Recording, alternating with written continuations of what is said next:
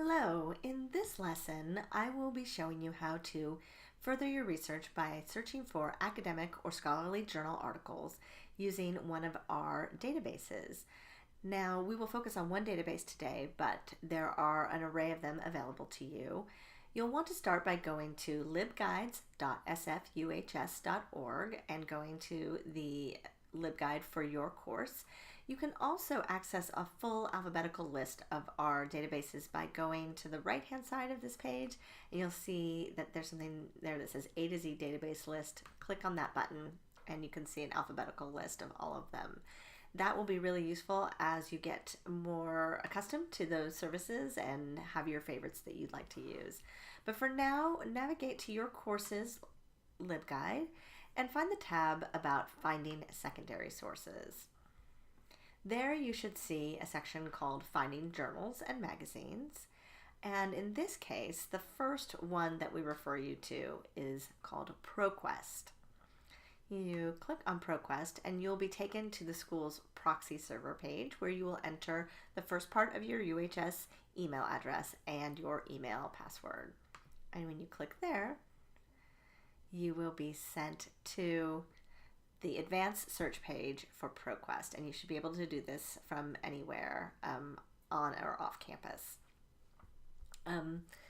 So I am doing a paper on early 20th century immigration from Mexico to the United States.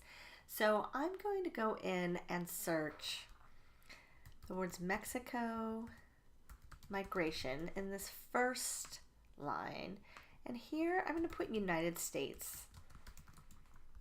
And I'm going to add one more row. I'm going to put the word history, and I'll show you why that helps a little bit. We click search, and we get 21,626 results. Now, you're not going to want to go through all of these results, so a good idea is to put some limits on what your search results are. So here it says full text on the left. I'm going to tap there and I'm going to say full text included, which knocks a couple thousand off the top. And I did not limit by source type the first time around. You see here on the left again that there are 12,000 scholarly journals, 2,000 newspapers, historical newspapers, etc. So I'm going to click scholarly journals to limit it a little bit more. And I'm going to look at one more thing, which is down here it says subject. And you'll see that the subject list that comes up says studies, nonfiction, aliens. And since I'm looking specifically at history, I'm going to click history. Even though I put that in the limiter, it didn't only give me articles about history. If you quickly look at this list, you see that the first one is about suicidal behavior, and it's from the Journal of Public Health. So let's see what happens when I select history, which was one of their suggested subjects to limit by. It really brings the number down to 850 results. And as you look at these articles, actually the first article looks really great. It's called Empire and Origins of 20th Century Migration from Mexico to the United States. So we're going to go back to that in a moment, but I just want to sort of review what else is here. The second article is called The Yellow Peril and Asian Exclusion in the Americas. It's probably an excellent article, but not for my topic. The New Era of Mexican Migration to the United States. This might be useful. The fact that it says New Era might indicate that it's later in a time period than what I'm looking for. Clues in the title are your first indicator. So if it says something like comparative insights from Mexican, Italian, and Polish cases, you're probably getting away from Mexican history. But as you see things like historical perspectives on Mexican transnationalism, that could be closer. Let's go back though to the first article that I found. And we see here the two names of the authors. And here's the article in full.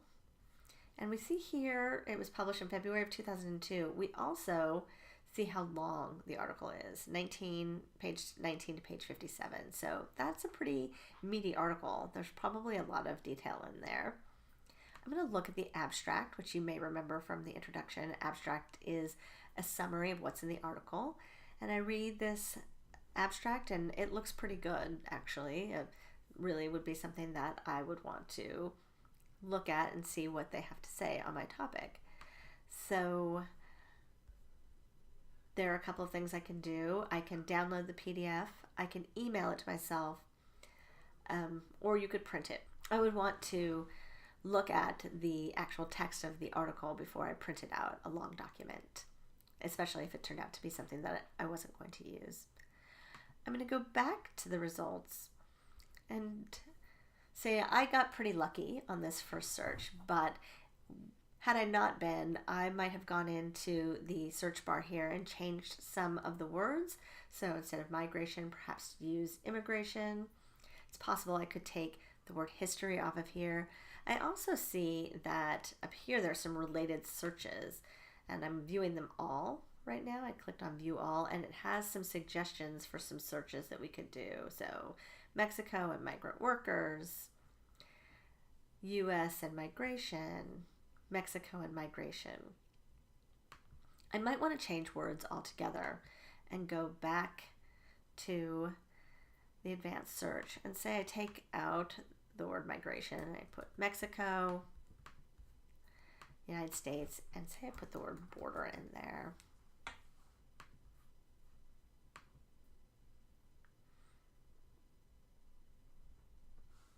So I didn't put any limits again, and I got 156,556 results.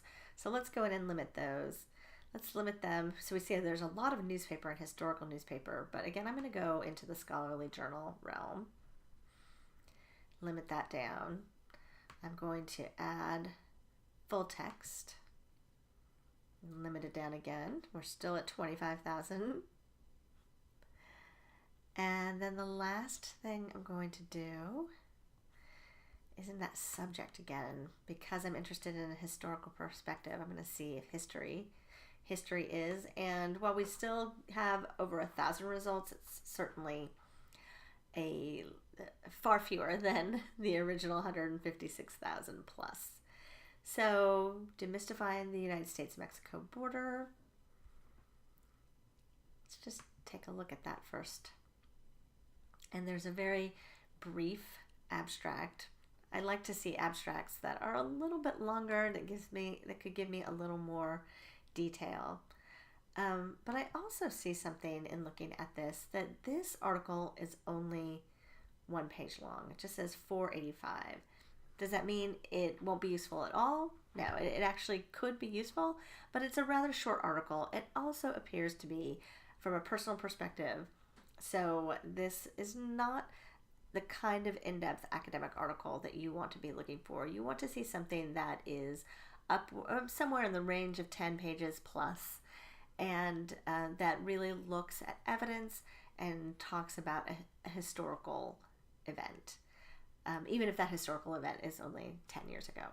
So those are some tips of getting started with ProQuest. These ways of searching can be applicable to the other databases that we subscribe to. The ones we recommend can be found here on the Finding Secondary Sources under Finding Journals and Magazines. So whatever the research guide you are using should have something like this with some recommended databases. If you need help, you can always come and talk to me, Nicole, or Haley in the library, and we would be happy to help you. Thank you.